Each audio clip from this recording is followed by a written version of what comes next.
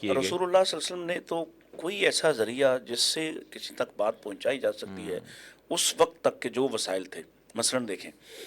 جیسے حضرت نوح علیہ السلام نے کہا تھا نا کہ دعوت قومی لیلا ونہارا، منہار میں نے رات دن ایک کر دیا ہے،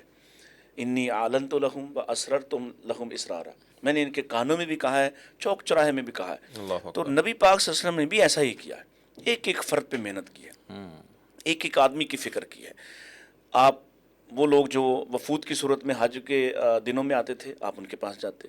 حتیٰ کہ میں نے ایک دفعہ ایک مجلس میں بڑی کوئی ہائی فائی مجلس تھی، تو اس میں نے کہا کہ اللہ کے نبی صلی اللہ علیہ وسلم نے اگر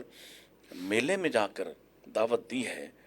تو مجھے آج دعوت دیتے ہوئے کیوں تکلیف ہوگا؟ ایسے ہی ہے۔ مجھے آپ کیوں منع کرتے ہیں کہ بھائی میں صرف مسجد تک محدود رہوں؟ مجھے آپ کیوں کہتے ہیں میں پارلیمنٹ نہ جاؤں؟ مجھے آپ کیوں کہتے ہیں میں کھیل کے میدان میں نہ جاؤں؟ کیوں؟ اللہ کے رسول صلی اللہ علیہ وسلم نے لوگوں کو ہر جگہ پر ٹچ کیا ہے، ہر جگہ پہ پہنچے۔ آپ اکاز کی منڈی میں گئے ہیں جہاں انتہائی ولگر کام بھی ہوتے تھے، جہاں عورتیں اپنے جسم کی نمائش بھی کرتی تھی، جہاں شعر و شاعری کے اور پھر ایسے ایسے معاشقے کے قصے اور داستانیں سنائی جاتی تھی، جہاں لوگ اپنے آباء پر فخر کرنے والی مجالس بھی سجاتے تھے، آپ وہاں جاتے تھے، آپ ان لوگوں کو جا کے بات کرتے تھے، ان میں سے بات جو سننا چاہتا تھا آپ نے اسفار کیے۔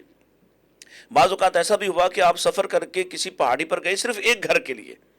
اللہ ایک گھر کے لیے، اس کو آپ نے دعوت دی۔ آپ نے شہر چھوڑ کر طائف جانا بھی آپ نے گوارہ کیا، تو مختلف جگہوں پہ آپ گئے، مختلف اسالیب آپ نے اختیار کیے، ایک ایک فرد پر محنت کی۔ وہ ڈاکٹر حمید اللہ نے لکھا ہے کہ یہ اندھیری رات جو ہے رسول اللہ صلی اللہ علیہ وسلم اس کے گھر گئے ہیں ابو جہل کے، اور آپ نے دستک دی تو اس نے کہا کہ اپنی لونڈی سے کہا کہ مجھے لات عزیٰ کی قسم ہے اس وقت رات کے اس وقت کوئی جو بھی آیا ہے اور جس بھی کیفیت کے ساتھ جو بھی مانگے گا میں اس کو دے دوں گا۔ کہ یہ تو بڑا انوکھا سا معاملہ ہے کہ اتنی آندھی طوفان کی رات ہے اور یہ صحرا کی رات ہے اور یہاں کوئی میرے دروازے پہ دستک دے رہا ہے۔ تو دروازہ کھولا تو رسول اللہ صلی اللہ علیہ وسلم سامنے تھے اور آپ نے اس کو وہی دعوت دی، قولوا لا الہ الا اللہ، اور کوئی بات ہی نہیں ہے، کیوں آئے ہو؟ یہی کہنے آیا ہوں۔ تو یہاں وہ کہتا ہے کہ چلے جاؤ، میں تمہارے رب سے کہہ دوں گا تم نے مجھ پر بہت محنت کی ہے۔ اللہ تو اکبر۔ جتنی آپ نے محنت کی ہے مختلف ایک ایک فرد کو، مجالس کو، اب دیکھیں نا آپ پہاڑ پہ چڑھے ہیں جو پہلی دعوت ہے، صفا پہ چڑھ کے آپ نے لوگوں کو بلایا، جمع کیا، اس دور کے مطابق جو طریقہ جمع کرنے کا تھا آپ نے وہ طریقہ اختیار کیا اور نام لے، اور اس کے بعد بھی بعض جگہ ملتی ہیں جہاں پہ آپ نے مختلف قبیلوں کا نام لے کر، حتیٰ کہ آخر میں اپنی بیٹی کا نام لے کر بھی کہا کہ میں تمہیں اللہ سے کسی معاملے میں بچا نہیں سکتا، یعنی قربت اتنا تعلق ہے۔ تو آپ نے یہ طریقہ بھی اختیار کیا۔ پھر آپ نے وہ جو پہلی، یہ تو ایک وہ دعوت تھی اعلانیہ دعوت، اس سے بھی پہلے دعوت آپ نے اپنے خاندان کو دی ہے، جہاں حضرت علی رضی اللہ عنہ نے اپنے عقیدہ ایمان کا اظہار فرمایا،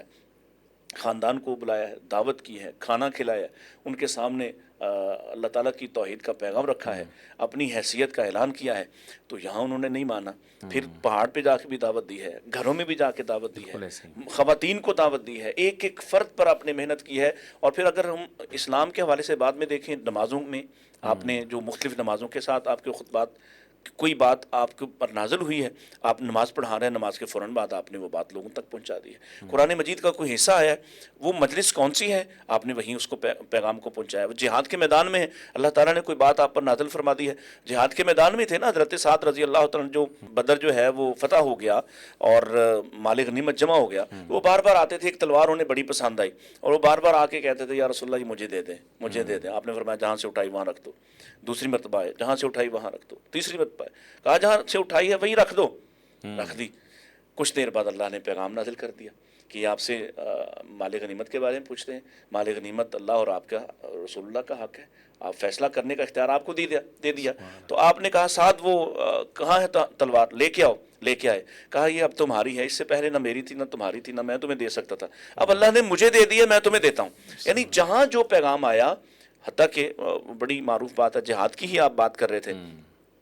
تو ایک شخص کھڑا ہو، اس نے کہا کہ کیا آپ ترغیب دلا رہے تھے کہ شہید کے تمام گناہ معاف ہو جائیں گے، خون کا پہلا قطرہ گرنے سے بھی پہلے اس کے گناہ معاف ہو جائیں گے؟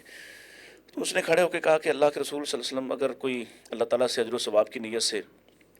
جہاد کرتا ہے، میدان جہاد میں لڑتا ہے اور مارا جاتا ہے، تو کیا اس کے سارے گناہ معاف ہو جائیں گے؟ تو آپ نے فرمایا ہاں سارے گناہ معاف ہو جائیں گے۔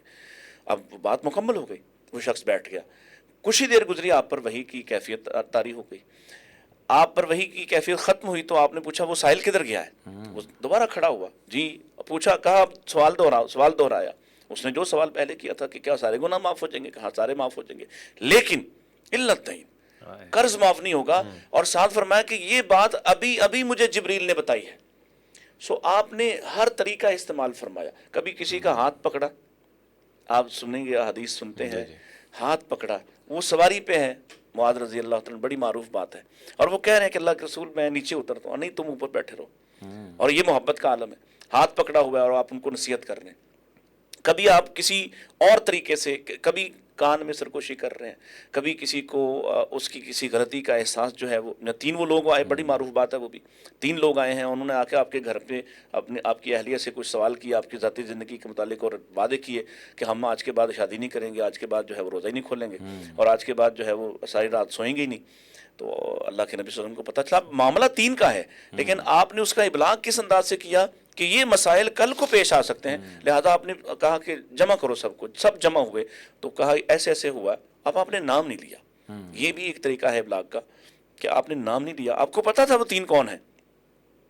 اور دیکھیں آپ نے نام نہیں لیا تو حدیث میں بھی ان کا نام کہیں نہیں ہے۔ اکثر حدیث میں ملتا ہے، جب اصلاح کرتے ہیں ماں بالو اقوام، اللہ کہ کیا معاملہ ہے لوگوں کا، ایسے کیا آپ دیکھیں انداز کیا شاندار ہے۔ تو گویا آپ نے لوگوں کی تربیت، لوگوں کو تعلیم دینے کا ہر وہ طریقہ استعمال فرمایا۔ وہ کتنا معروف واقعہ ہے، پیشاب کرنے والا واقعہ جو مسجد میں پیشاب کر دیا۔ اب یہ ابلاغ کا ایک طریقہ ہے کہ آپ دوسرے کی نفسیات کو کیسے اپنے حق میں کرتے ہیں۔ وہ ناراض ہیں کہ صحابہ ان کو مارنے دوڑے، نماز میں کھڑے ہیں اور رحم مانگ رہے ہیں اپنے لیے اور رسول اللہ کے لیے، اور آپ نے ان کو نماز کے بعد بلا کے کتنی شاندار بات کہی کہ اللہ کی رحمت بڑی وسیع ہے، تم نے اتنا محدود کیوں کیا اس کو۔ تو یہ مختلف طریقے آپ نے استعمال فرمائے، اسی طرح سمامہ والا جو واقعہ ہے، سمامہ والا واقعہ، پھر آپ نے جو جمعہ شروع کیا ہے، جمعہ بھی ایک طریقہ ہے، کبھی آپ فجر پہ درس، اور ایک موقع ایک حدیث تو ایسی ملتی ہے کہ آپ نے صبح درس شروع کیا، ظہر کی نماز ہوگی، ظہر کی نماز پڑھی، پھر درس شروع کیا، پھر عصر کی نماز ہوگی، پھر درس شروع کیا، پھر گویا جتنا ضرورت تھی، کبھی آپ نے بہت طویل خطبے بھی دیے اور کہیں بہت مختصر باتیں بھی کی ہیں۔